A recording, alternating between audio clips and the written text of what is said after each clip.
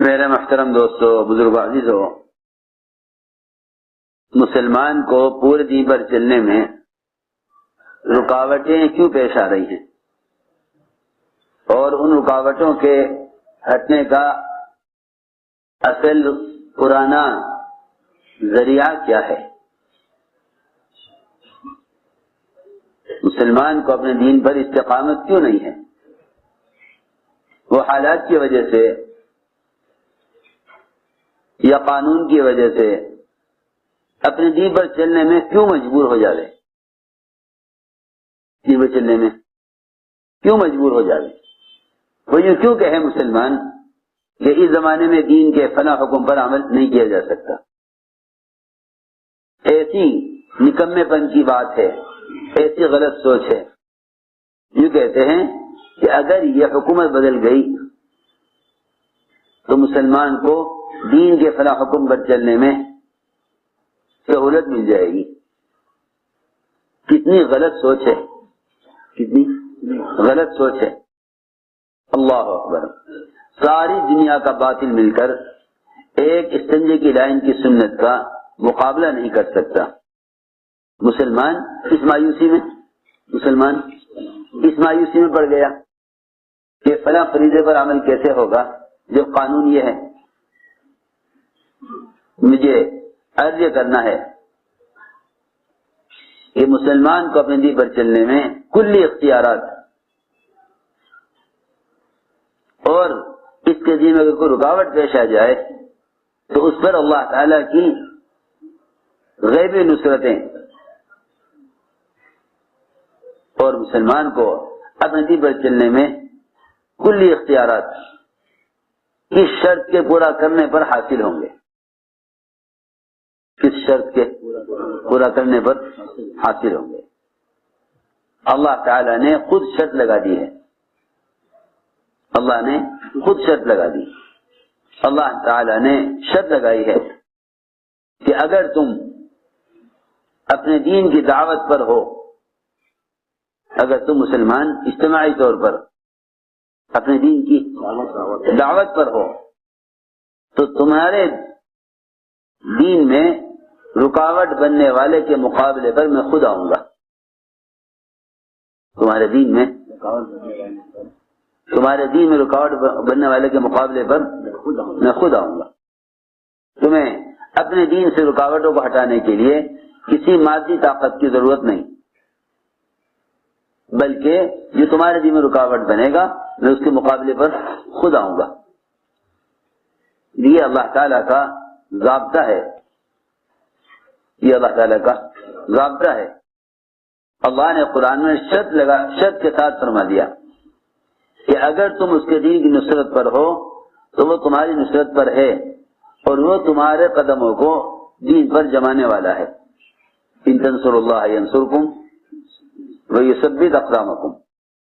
اللہ نے دعوت اللہ کو دین پر استقامت کا ضابطہ بنایا ہے۔ اللہ نے دعوت اللہ کو دین پر استقامت کا ضابطہ بنایا ہے۔ اگر ساری حکومتیں مسلمان کے دین کے کسی حکم پر چلنے میں رکاوٹیں بن جائیں اور سب کے سب ایک وقت میں مجتمع ہو جائیں،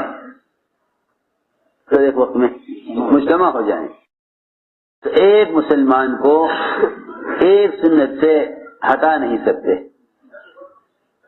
ایک مسلمان کو ایک سنت سے ہٹا نہیں سکتے۔ یہ قوت مسلمان میں اس وقت تک تھی جب تک یہ اپنے دین کو لے کر خود دعوت دیا کرتا تھا اور خود نقل و حرکت پر تھا۔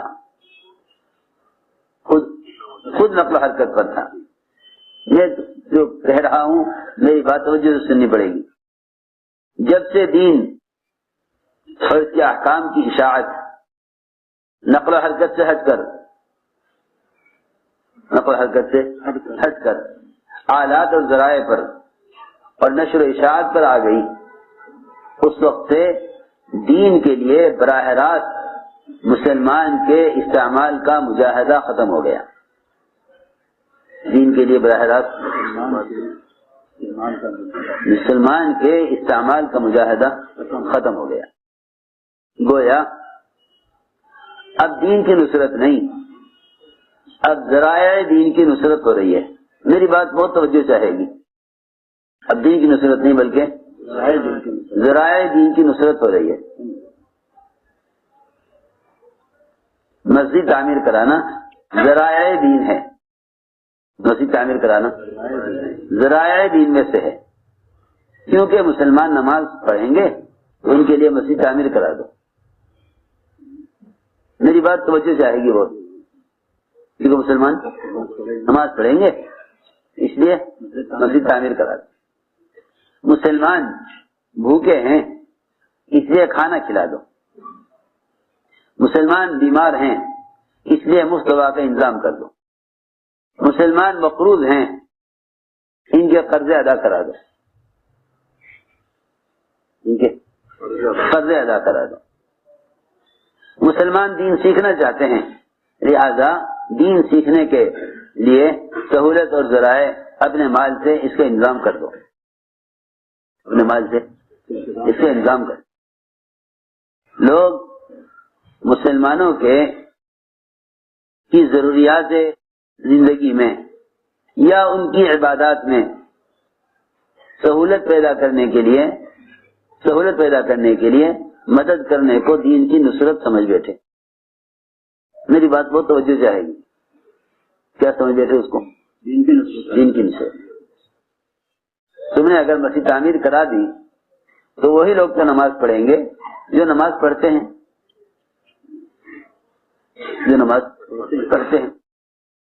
جو نماز نہیں پڑھتے ان کا نماز پر نہ لانا دین کی نصرت کا چھوڑ دینا ہے. ان کو نماز پر نہ لانا دین کی نصرت کا چھوڑ دینا ہے. اس کے ذہن میں یہ ہے کہ میں بھی تو دین کی نصرت کر رہا کیونکہ میں نے مسجد تعمیر کرا دی. ارے نماز تو مسجد کے بغیر بھی ہو جاتی، کیونکہ اللہ رب العزت نے اس امت کی خصوصیت یہ رکھی ہے کہ ساری دنیا کی زمین کو اس امت کے لیے سجدگاہ بنا دیا. ساری دنیا کی زمین کو اس امت کے لیے سجدگاہ بنا دیا. میں کچھ ضروری باتیں عرض کر رہا جو توجہ چاہیں گی. تو جتنے بھی ذرائع ہیں ان ذرائع پر مال خرچ کرنے کو مسلمان دین کی نصرت سمجھ بیٹھا. حالانکہ نصرت کے دو رخ ہیں. ایک نصرت کرنا دین کی، ایک نصرت کرنا دینداروں کی. ایک نصرت کرنا دین کی، ایک نصرت کرنا دینداروں کی.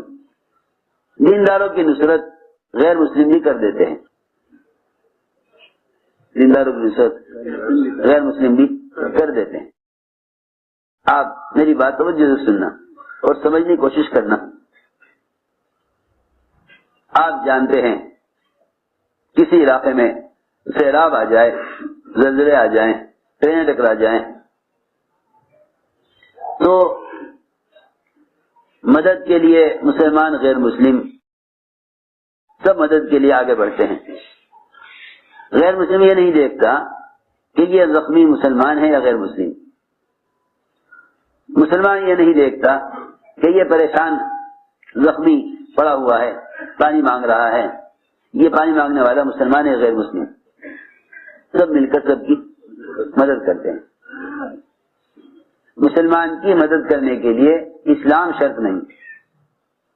غیر مسلم بھی بہت سے مواقع پر مسلمانوں کی مدد کر دیتے ہیں. غیر مسلم بھی بہت سے موقعوں پر مسلمان کی مدد کر دیتے ہیں. بہت سے موقعوں پر مسلمان بھی غیر مسلموں کی مدد کرتے ہیں. اس بات کو پہلے سمجھ لو کہ مال سے مدد کر دینا اسلام کی مدد نہیں ہے، وہ مسلمان کی مدد ہے. وہ مسلمان کی مدد، وہ مسلمان کی مدد ہے. اسلام کی مدد یہ نہیں ہے، کیونکہ اسلام کو قائم ہونے کے لیے ملک و مال کی ضرورت نہیں ہے. ملک و مال کی ضرورت نہیں ہے. اسلام کی کسی بھی ضرورت کا تعلق مال سے نہیں ہے، یہاں تک کہ حج جیسا فریضہ اس پر فرض ہے ہی نہیں جس کے پاس مال نہیں ہے۔ حج جیسا فریضہ اس شخص پر فرض ہے ہی نہیں جس کے پاس مال نہیں۔ زکوٰۃ جیسا فریضہ اس آدمی پر ہے ہی نہیں جس کے پاس مال نہیں۔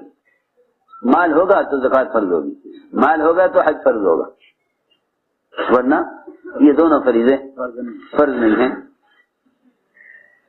تو میں نے عرض کیا کہ دین کی نصرت کیا ہے؟ دین کی نصرت یہ ہے کہ مسلمان ایک دوسرے کو دین کی طرف آمادہ کریں، یہ دین کی نصرت ہے، یہ دین کی نصرت ہے۔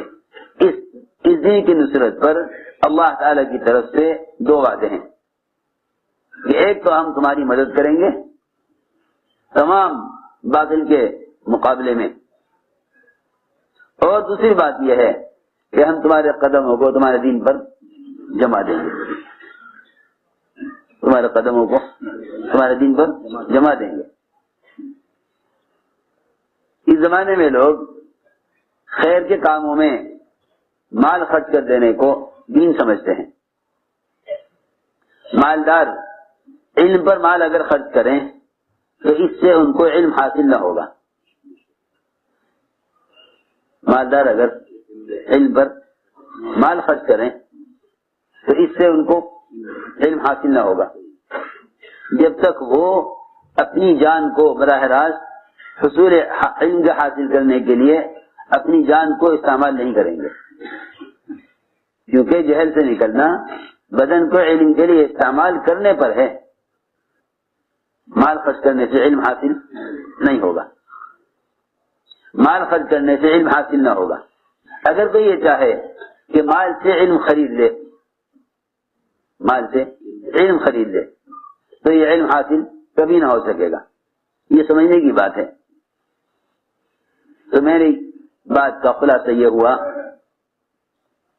کہ اس زمانے میں مسلمان براہ راست استعمال ہو رہا ہے دنیا کے لیے، براہ راست استعمال ہو رہا ہے دنیا کے لیے۔ اس کی دنیا کا کمایا ہوا تھوڑا سا حصہ 5% یا بہت سے بہت 10%، وہ مال کا کمایا ہوا حصہ وہ مسلمان دین سیکھنے والے مسلمانوں کی ضرورت پر خرچ ہو رہا ہے، دین سیکھنے والے مسلمانوں کی ضرورت پر خرچ ہو رہا ہے۔ اتنے مسلمان علم حاصل کر رہے ہیں، ان کے لیے میں کھانے کا انتظام کرتا ہوں، اتنے مسلمان دین سیکھ رہے ہیں، میں ان کے لیے سایہ کا انتظام کرتا ہوں۔ صحابہ کرام نے غزوات میں جتنا مال بھی خرچ کیا، صحابہ نے غزوات میں جتنا مال بھی خرچ کیا، اس مال کے خرچ کرنے کو کبھی بھی دعوت اور نقل و حرکت کا بدل نہیں سمجھا، بلکہ مال کے خرچ کرنے کو ایک مسلمان کا حق اور اس کی ضرورت کو اپنی ضرورت تو سمجھا، لیکن مال خرچ کرنے کو اللہ کے راستے کی نقل و حرکت اور خود دین کے سیکھنے کا کبھی بدل نہیں سمجھا۔ میرے دوستو عزیزو، اگر سب مل کر خیر کے کاموں مال خرچ کر دیں، خیر کے کاموں میں مال خرچ کر دیں، تو جب مال خرچ کرنے والوں کے دین کے مقابلے پر کوئی قانون یا کوئی رکاوٹ آئے گی تو یہ اس رکاوٹ کا مقابلہ مال سے نہیں کر سکیں گے، رکاوٹ کا مقابلہ مال سے نہیں کر سکیں گے۔ یہ ہے سمجھنے کی بات، یہ دین پر کوئی رکاوٹ آ گئی تو یہ دین کی رکاوٹ کا مقابلہ مال سے نہیں کر سکیں گے، یہ بات کھلی آنکھوں نظر آ رہی ہے۔ جتنا چاہے تم مال خرچ کر دو، لیکن دین کی آنے والی رکاوٹیں مال سے کبھی دور نہیں ہوں گی۔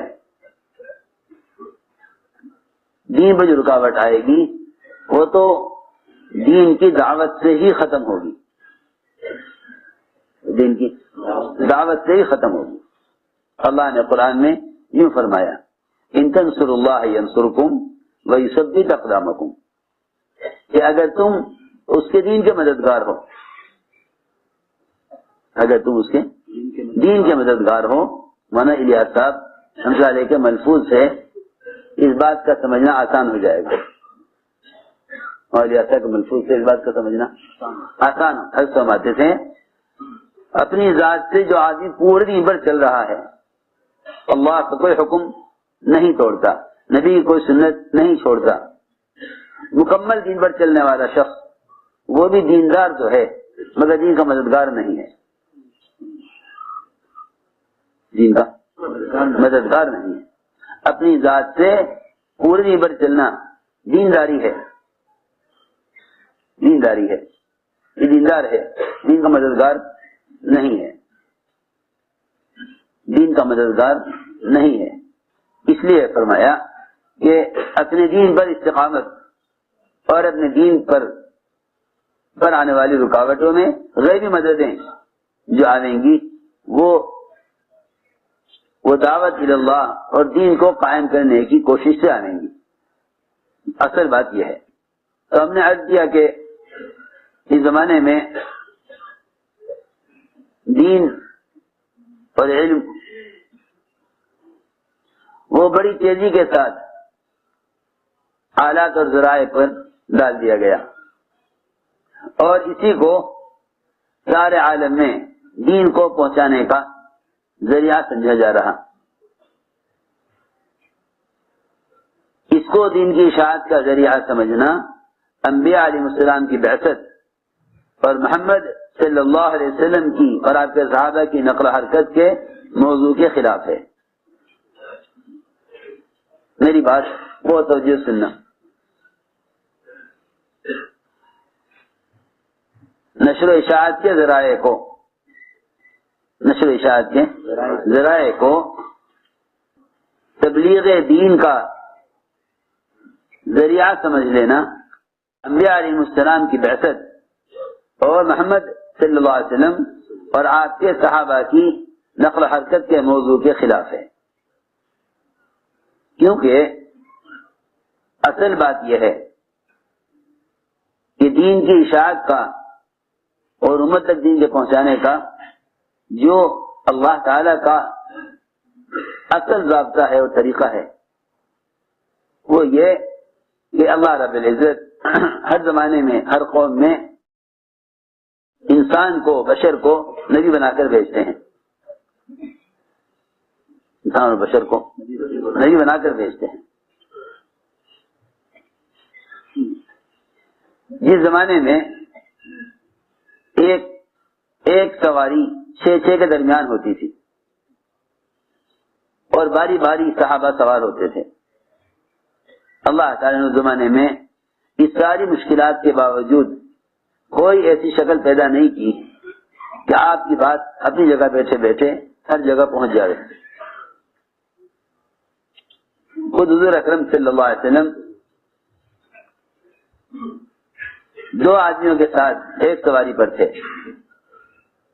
اور آپ اپنی باری میں پیدل چلتے تھے، کیونکہ آپ نے بھی اپنی سواری میں 2 صحابہ کو اپنے ساتھ شریک کر لیا. 2 صحابہ کو اپنے ساتھ شریک کر لیا. صحابہ نے عرض کیا کہ آپ کی طرف سے ہم پیدل چلیں گے، آپ سوار رہیں. تو آپ نے فرمایا کہ نہ تو تم مجھ سے زیادہ قوی ہو، اب تم دونوں مجھ سے زیادہ مضبوط ہو، اور دوسری بات یہ ہے اللہ کے راستے میں پیدل چلنے میں جس اجر کی تمہیں امید ہے مجھے بھی اس کی ضرورت ہے، مجھے بھی اس کی ضرورت ہے. تو میں عرض کر رہا تھا کہ جس زمانے میں نقل و حرکت میں اتنی مشکلات تھیں، نقل و حرکت میں اتنی مشکلات تھیں، اللہ تعالی نے یہ نشر و اشاعت کے ذرائع اس زمانے میں پیدا کیوں نہ کر دیے، اس زمانے میں پیدا کیوں نہ کر دیے کہ نکلنے والے زیادہ اللہ کے راستے میں، اللہ کے راستے میں نکلنے والے زیادہ اور سواریاں کم، سواریاں کم، نکلنے والے زیادہ، سواریاں کم۔ اس زمانے میں سواریاں زیادہ، نکلنے والے کم۔ اس زمانے میں سواریاں زیادہ، نکلنے والے کم۔ اس زمانے میں نکلنے والے زیادہ، سواریاں کم۔ آپ نے فرمایا کہ میں دعوت کی کسی بھی تقاضے سے بیٹھا نہ رہتا، مگر سب کو سواری دینا ایک وقت میں میرے لیے مشکل ہے، میرے لیے مشکل ہے کہ میں ایک وقت میں سب کے سواری کا انتظام کروں، ورنہ میں دعوت کی کسی بھی تقاضے سے مدینے میں نہ بیٹھتا۔ میں عرض یہ کر رہا کہ اس زمانے میں سب سے بڑی بے عقلی کی سوچ وہ یہ ہے کہ ایک چینل اسلام کا بھی ہونا چاہیے تاکہ اس سے اسلام پھیل جائے۔ یہ سوچ حضور اکرم صلی اللہ علیہ وسلم کی بعثت کے موضوع کے خلاف ہے۔ یہ سوچ آپ کی بعثت کے موضوع کے خلاف ہے۔ یہ سوچ آپ کی بعثت کے موضوع کے خلاف ہے۔ یہ باتیں وہ لوگ کرتے ہیں جن کو سنت سے محبت اور مناسبت ختم ہو جاتی ہے، ان پر مروجہ نظام غالب آ جاتا ہے سنت کے مقابلے میں، ان پر مروجہ نظام غالب آ جاتا ہے سنت کے مقابلے میں، اور ایسے لوگوں کو مروجہ نظام سے اتنی محبت ہو جاتی ہے اور مروجہ نظام سے اتنی مناسبت ہو جاتی ہے کہ اگر کسی کام کے بارے میں یوں کہا جائے کہ اس عبادت کو اس طرح نہیں بلکہ سنت طریقے پر کرو تو وہ مقابلے پر آ جاتے ہیں، تو مقابلے پر آ جاتے ہیں۔ کیوں جناب آپ نے فلاں چیز کے استعمال سے کیوں انکار کر دیا، اس میں کیا حرج ہے؟ اگر سنت سے مناسبت اور محبت ہوتی، اگر سنت سے مناسبت اور محبت ہوتی تو مروجہ نظام سے نفرت ہوتی، مروجہ نظام سے نفرت ہوتی، مروجہ نظام سے نفرت ہوتی۔